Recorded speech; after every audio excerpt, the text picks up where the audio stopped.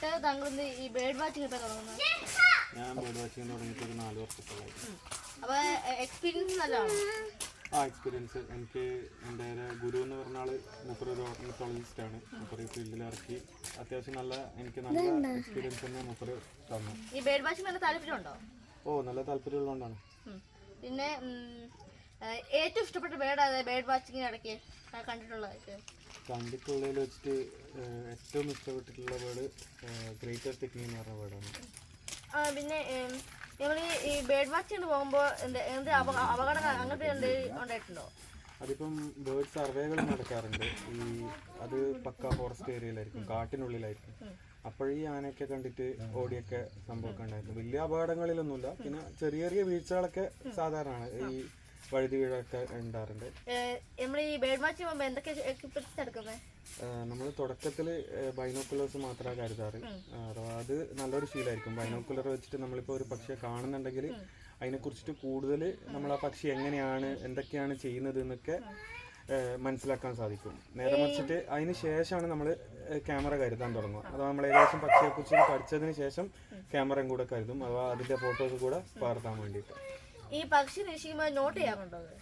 Not ചെയ്യാറുണ്ട്. ഈ പക്ഷി നിരീക്ഷിക്കുമ്പോൾ മരത്തിന് അപ്പുറത്തെ ഇങ്ങോട്ട് ചാടുമ്പോൾ പറക്കുമ്പോൾ പെട്ടെന്ന് മനസ്സിലാവുന്നു ഈ ശബ്ദമൊക്കെ മനസ്സിലാക്കിയിട്ട്? ശബ്ദം മനസ്സിലായി. പക്ഷികളെ ശരിക്കും നമുക്കിപ്പോൾ ചില പക്ഷികളെ കാണാൻ പറ്റിയെന്ന് വരില്ല. അപ്പോൾ അതിൻ്റെ ശബ്ദം കേട്ടിട്ടുണ്ടെങ്കിൽ ശബ്ദത്തിലൂടെ കൂടെ മനസ്സിലാക്കാൻ പറ്റണം. അത് നമ്മൾ കുറച്ച് കൂടുതൽ സമയം ഇങ്ങനെ അഥവാ ചിലപ്പം വർഷങ്ങളെടുക്കും. ഫീൽഡിൽ പോയി നല്ല പരിചയമായി കഴിഞ്ഞാൽ മാത്രമേ നമുക്കത് കൂടുതൽ അതിനെക്കുറിച്ച് മനസ്സിലാക്കാൻ പഠിക്കൂ. പിന്നെ ഈ പക്ഷികളൊക്കെ സഞ്ചരിക്കുമ്പോൾ പെട്ടെന്ന് മനസ്സിലാവാതെ വന്നിട്ടുണ്ടോ? മനസ്സിലാവാതെ ഇപ്പോഴങ്ങനെ വരാറില്ല. പക്ഷെ ആദ്യം നമ്മളിപ്പം പക്ഷി നിരീക്ഷണത്തിൽ ആദ്യ കാലഘട്ടങ്ങളിൽ നമ്മൾ എന്തായാലും ഈ പറഞ്ഞ പോലെ ഒരുവിധം എല്ലാവർക്കും ഉണ്ടാകുന്നതാണ് ഏത് പക്ഷിയാണ് പറന്നു പോയത്.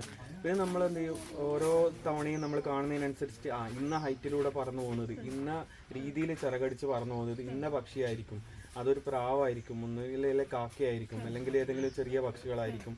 അങ്ങനെയുള്ളത് നമുക്ക് എല്ലാത്തിനും ഇമ്പോർട്ടൻ്റ് ആയിട്ട് വേണ്ടത് എക്സ്പീരിയൻസ് ആണ്. നമ്മൾ ഓരോ ദിവസവും ഇങ്ങനെ നിരീക്ഷിക്കുന്നതിനനുസരിച്ചിട്ട് അതിനെക്കുറിച്ചിട്ട് കൂടുതൽ അറിവുകളുണ്ടാവും. ഈ പക്ഷി നിരീക്ഷിക്കുന്നല്ലാതെ വേറെ എന്തെങ്കിലും എക്സ്പീരിയൻസ് ആയിട്ടുള്ള? നമ്മളിപ്പം പക്ഷി നിരീക്ഷണത്തിന് ഇറങ്ങിക്കഴിഞ്ഞാൽ ചുറ്റുമുള്ള എല്ലാ ഇവൻ ചെടിയായാലും പിന്നെ തുമ്പിയായാലും ബട്ടർഫ്ലൈ ആയാലും എല്ലാത്തിനെയും നിരീക്ഷിക്കും. അതൊരു നല്ല ശീലമാണ്. ഈ ബാക്കി ആൾക്കാർ ഇത് സപ്പോർട്ട് ചെയ്യുന്നുണ്ടോ? തീർച്ചയായും. നമ്മളിപ്പം പുതിയ അഥവാ കൂടുതൽ ആൾക്കാർ ഈ ഫീൽഡിലേക്ക് വരുന്നതിന് നല്ലപോലെ സപ്പോർട്ട് ചെയ്യാറുണ്ട്. അഥവാ നമ്മൾ നാട്ടിലെ എല്ലാ ഭാഗത്തുനിന്നും പക്ഷി നിരീക്ഷകർ ഉണ്ടായിക്കഴിഞ്ഞാൽ എല്ലാ നാട്ടിലുള്ള പക്ഷികളെയും കുറിച്ചിട്ടും കൂടുതൽ ആൾക്കാരിലേക്ക് എത്തിക്കാനും സാധിക്കുമല്ലോ. ഈ സോഷ്യൽ മീഡിയ രംഗത്തോ? അത്യാവശ്യം